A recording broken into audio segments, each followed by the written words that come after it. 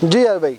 अच्छा, तो आज हम लास्ट टाइम हमने फरारी के ऊपर डिस्कशन की थी। बिल्कुल ठीक। आज हम रोल्स रॉयस के ऊपर डिस्कस करते हैं। हाँ, तो ये क्या मॉडल है, इसकी क्या डिटेल है, कुछ मुझे बताएंगे ज़रा इसके। वो जैसे फरारी एक प्रीमियर ब्रांड है इटली की, जिससे लोग इटली को पहचानते हैं। ओके, वैसे ही रोल्स रॉयस है ब्रांड यूके का या ब्रिटेन का। ठीक है।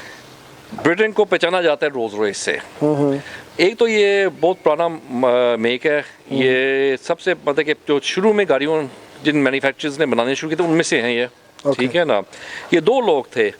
एंड इनफैक्ट अगर इसके डिस्क्रिप्शन में, इस वीडियो के डिस्क्रिप्शन में हम काफ़ी डिटेल में जानते हैं कि रोल्स रॉयस कंपनी क्या थी, कहाँ से आई थी, और उन्होंने कौन थे दो बंदे जिन्होंने बनाया था। तो जिसको वो डिटेल चाहिए वो नीचे ना डिस्क्रिप्शन देख ले गाड़ी का। बिल्कुल सही है। ये पर्टिकुलर गाड़ी है Rolls Royce Silver Shadow Corniche. ठीक है। अब कॉर्निश का मतलब ये है कि this car is two door, ये दो दरवाजों वाली गाड़ी है। कूपे है। ओके, हाँ, ठीक हो गया। तो इसमें फोर डोर भी थी, उसको वो सिंपल सिल्वर शैडो थी। ये सिल्वर शैडो कॉर्निश है बिकॉज ये टू डोर है। एंड मॉडल ये है 1970। मजे की बात ये है कि टू डोर गाड़ी महंगी है और फोर डोर गाड़ी सस्ती है। उसकी क्या वजह? बस ये लोगों के दिमाग में था कि ये ज़्यादा अमीर लोग खरीदेंगे। अच्छा, इसकी वजह से ये ज़्यादा महंगी थी। ठीक है। हाँ, ठीक है। इस गाड़ी में 8 सिलेंडर है और ये है 6.75 सीसी, 6.75 लीटर, सॉरी। हाँ, और 6750 सीसी। ठीक है। ये इंजन रोल्स रॉयस ने 1940s में बनाया था और ये 1990s तक ये इंजन चला है। अच्छा, 40s से लेके 90s तक 50 साल इन्होंने ये इंजन बनाया है। शुरू में एक कार्बोरेटर था, इस गाड़ी में कार्बोरेटर है। बाद में ये फ्यूल इंजेक्शन हो गया। ये ट्विन कार्ब है। ट्विन कार्ब है। हाँ, ओके, राइट। अब अपने ज़माने के लिए इस गाड़ी में वो ऑप्शन थे जो आम गाड़ी में बिल्कुल सोच भी नहीं सकते थे लोग। लाइक तो फॉर एग्जांपल इस गाड़ी में इलेक्ट्रिक सीट्स हैं। अच्छा, हाँ, उस ज़माने में इलेक्ट्रिक सीट्स हैं, इलेक्ट्रिक विंडोज़ हैं। 74 में भी ये इलेक्ट्रिक सीट्स दी हुई थी। ये इलेक्ट्रिक विंडोज़ हैं, पावर स्टीयरिंग है, एसी है। एयर सस्पेंशन भी है। अच्छा, इसके पिछले शॉक्स एयर सस्पेंशन वाले हैं, वो गाड़ी को हवा वाली राइड देते हैं। ओके, बड़ी बात है कि 74 में भी ये सब कुछ इसमें दिया हुआ था। ठीक है। तो उस ज़माने की ये वो कटिंग एज गाड़ी थी, मतलब कि हर किस्म का ऑप्शन इस गाड़ी में था उस टाइम पे। इसकी बॉनेट पे वो जो स्पिरिट ऑफ उसका स्टैचू जो लगा हुआ है, हाँ, इसके भी पूरी स्टोरी हमने इसके डिस्क्रिप्शन में, इस वीडियो के डिस्क्रिप्शन में देंगे। अच्छा, इसका नाम है स्पिरिट ऑफ एक्सटेसी। ओके। एक लॉर्ड था यूके का, नवाब, उसकी गर्लफ्रेंड के ऊपर ये स्टैचू बना था। एंड अगेन पूरा डिटेल है इसका उसमें माय डिस्क्रिप्शन में। ठीक हो गया। हाँ, ठीक हो गया। हाँ।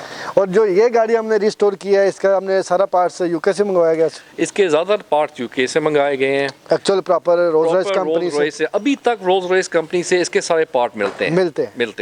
हैं बहुत महंगे पर मिलते हैं। ओके। हाँ, जितना भी क्रोम इसमें यूज किया गया है, वो सारा हमने रोल्स रॉयस कंपनी से मंगाया है। ये गाड़ी काफ़ी मतलब कि नाजुक हालत में थी, तो हमने इसको फुल बेस से इसको रिस्टोर किया है। और हम शायद इस वीडियो में बाद में कोई पिक्चर्स भी डाल दें कि शुरू में गाड़ी की क्या सिचुएशन थी और फिर बीच में कैसे हमने इसको तैयार किया। ओके।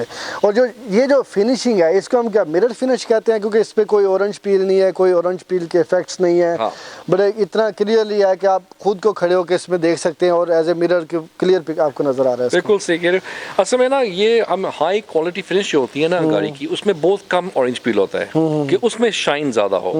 ठीक है, उन गाड़ियों का आपको ज़्यादा ख्याल रखना पड़ता है कि उनमें डेंट्स ना लगे। बट ये ज़्यादा टाइम लगता है, ज़्यादा मतलब कि एफर्ट लगती है मिरर फिनिश करने में। बट जो मैंने सुना है कि रोल्स रॉयस के तो मोस्टली पार्ट्स जो है वो हैंडमेड, उस वक्त के जो हैंडमेड पार्ट्स हैं सारे। बिल्कुल सही है। लाइक बॉडी सारी इसकी हैंडमेड है। ये बाकायदा इस गाड़ी के सारे पैनल हैंडमेड हैं। और ये एल्यूमिनियम के ऊपर है सारी। कुछ एल्यूमिनियम है, कुछ है स्टील में। ओके। बट फॉर एग्जांपल ये पूरा जो है अगला ये ग्रिल, ये पूरा हैंडमेड है। अच्छा। और हर बंदा जो मतलब कि जो चंद बंदे थे रोल्स रॉयस में जो ये बनाते थे ग्रिल, उनके अंदर बेकायदा नाम लिखा जाता। और उसकी वजह ये थी कि अगर गाड़ी एक्सीडेंट में आए और ग्रिल रिपेयर करना हो तो उसी बंदे के पास वापस जाती थी। बड़ा मुश्किल सा काम नहीं कि उस बंदे को ढूंढो किधर गया। अच्छा। असल में हर गाड़ी हल्की फुल्की फर्क में होती है। Okay. ये ग्रिल एग्जैक्टली वो ग्रिल नहीं होगा जो किसी और गाड़ी में मीन्स के कार टू कार बहुत डिफरेंस आएगा। कार टू कार डिफरेंस है, फुल हैंडमेड थी गाड़ी। और यहाँ पे- इसमें ऐसी क्या कोई खास कोई चीज़ ऐसी कोई बात जो कि लाइक उस जमाने में ये कहते थे कि ये वो गाड़ी है जिसमें तुम बैठ के जब स्टार्ट करके ड्राइव करो तो सिर्फ घड़ी की आवाज़ आती है और कोई आवाज़ नहीं आती। नहीं, इसमें तो नो डाउट का मैंने भी देखा है कि फील भी किया इसके ड्राइव में कि जितना कंफर्ट लेवल इसमें है हाँ। कि एक ना ये लाइक रोड को भी कहते हैं कि फ्लोट करते हुए जाती है इसमें। अच्छा, मेरे ख्याल से ना जो नए या मॉडर्न गाड़ी मैन्युफैक्चरर्स हैं वो भूल गए हैं कि राइड कितनी इंपॉर्टेंट है। और मैं कहूँगा कि बहुत से ये मैन्युफैक्चरर को ये गाड़ियाँ फिर चलानी चाहिए, बिकॉज इस गाड़ी को चलाते हुए मैं कोई रोड का कोई चीज़ महसूस नहीं होती। ठीक हो गया, ठीक हो गया। और अभी कब तक ये फाइनल हो जाएगी हमारी गाड़ी? ये गाड़ी तो Hopefully- तकरीबन एंड पे पहुंच गई है। मेरे ख्याल से अगले हफ्ते में ये हम कस्टमर को डिलीवर कर देंगे सही है। और होपफुली वो बड़े सालों के लिए एंजॉय करेगा इस गाड़ी को। इसका इंटीरियर सर आपने खुद यहाँ पे ही बनाया? यहाँ पे इंटीरियर भी बना है, एक्सटीरियर भी बना है। पार्ट्स हमने सारे जेन्युइन रोल्स रॉयस से मंगा के डाले हैं। ओके, बट जब इंटीरियर के लेदर वेदर यूज़ किया सर आपने वो सब? हमने रियल लेदर इस्तेमाल किया है, बट हमने खुद ये अपने वर्कशॉप में बनाई है ये सारी। सॉरी, इसके इंटीरियर पोर्चेस, सीटें, सब कुछ। कारपेट सब यहाँ पे हाँ, बनाया गया? यहाँ पे बने हैं। ओके, हाँ। That's good. अपने ज़माने की ये महंगी तरीन गाड़ी थी और आज क्लासिक होते हुए पाकिस्तान में ये बहुत महंगी गाड़ी है। कॉर्निश कितनी होगी पाकिस्तान में? पाकिस्तान में मेरे ख्याल से मैं सिर्फ 2 गाड़ियों को जानता हूँ जो हैं पूरे पाकिस्तान में। तो मेरे ख्याल से इनकी तो मुंह मांगी कीमत है।